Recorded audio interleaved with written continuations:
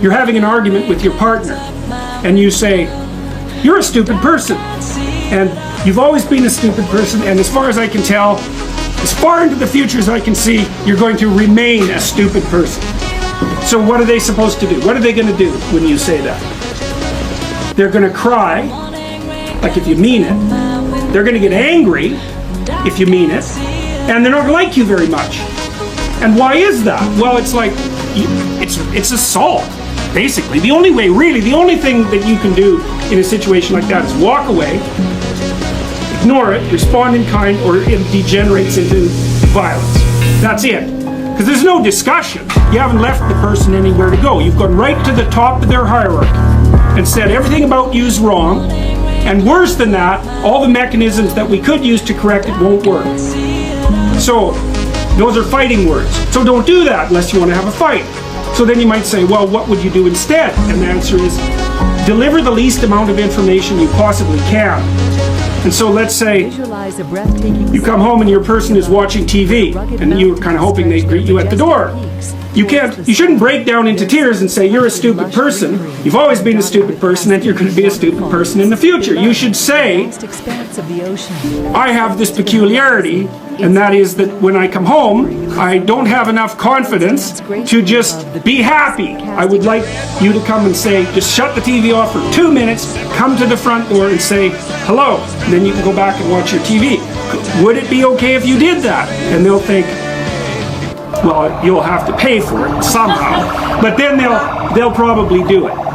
And so, but the thing is you got to specify the routine that you want transformed at the highest possible level of resolution, and you want to recommend the minimal necessary change that will satisfy you. So you can't say, "If you loved me, you'd know how to greet me at the door." How? Not helpful, because they're stupid. Right? And so are you. So you have to spell it out. It's like, what do you want? Exactly. What would make you satisfied? And then you have to have your person grudgingly practice that a few times, and you have to let them do it very badly and also in a bad temper, and then you have to reward them for it, and then maybe 3 months later they'll do it properly. But people love reward, and they love attention. People love attention more than anything else. And so if you watch through the day, and when your partner does something that's good, say, "Man, that was good," or something like that. You can be inventive, and then they'll do it more. And if you do that a whole bunch, like for a year, they'll be doing things that are good for you just all the time. But you have to be patient, which is very annoying, and you have to suppress your response to only respond to negative things. Because what we know about the expectancy models is that a deviation from expectation produces a burst of negative emotions. So you come home and the whole house is clean, but there's the dog has shed on the rug or something, and the person overlooked that. It's like, you're not going to see the clean house, you're going to see the rug with the dog fur on it. You're going to say, "Why didn't you clean up the rug with the dog fur?" And they're going to say, "Good luck getting me to clean up the house again." And because the thing is the exception stands out, and what's done doesn't. And the reason for that is you can just ignore what's done, because it's done. It doesn't get in your way. So it gets invisible really quickly. So you really got to watch that tendency. One of the things Nietzsche said was that if you really want to punish someone, you don't punish them when they do something wrong, because they expect that. That's not a punishment. They expect that. They might even be relieved by it. You want to punish them when they do something right, because then you'll really hurt them. And so that's something to think about. And if you're in a relationship, man, if someone's done something right, do not punish them. You do that 2 or 3 times, and that's it. And you're not going to get them to do that anymore. So, judiciousness. Watch what they're doing. If something happens that's good, notice it. And if they've done a bunch of things, don't concentrate on the things they did wrong. That's not smart. It's really hard on them too. In some sense, this sounds manipulative and selfish, because I'm teaching you how to train your partner. But also teach them how to train you, because it would be really nice if you could come home and the person would say, "Well, what did you do today?" And you say, "Here's a bunch of things I did." And they say, "Well, this looks really good, and that was great, and why don't you do some more of that?" And you're like, "Oh boy, it was a great day." And so you know, you can train them to train you properly. And that's a really helpful thing, especially if you do it over a few years. You know, you can, that's how you have a good relationship, because you're both clueless as hell to begin with. You don't know even what would make you happy, much less what would make the other person happy.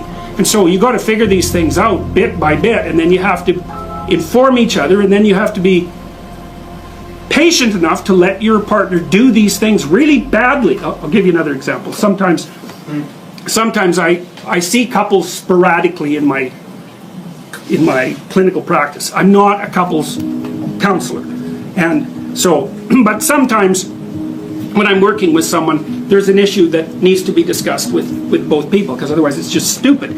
And one of the things I often recommend to people, especially once they have kids, is that they set aside, to use an anachronistic phrase, date nights.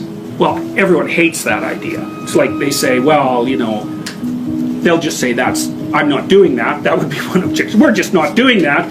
You know, that's what we did before we got married.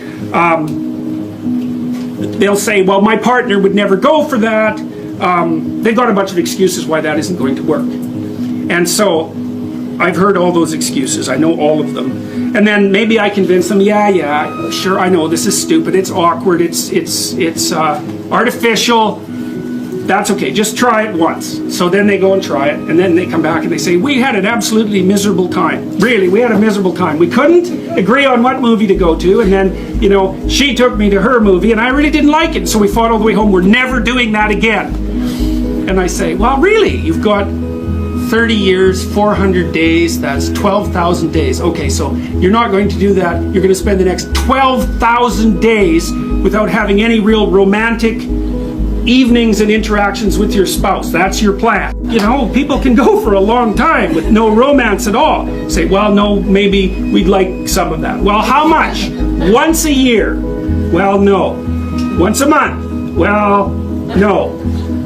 Once every 2 weeks? Well, sometimes people are really busy. It's like, okay, that beats the hell out of 0.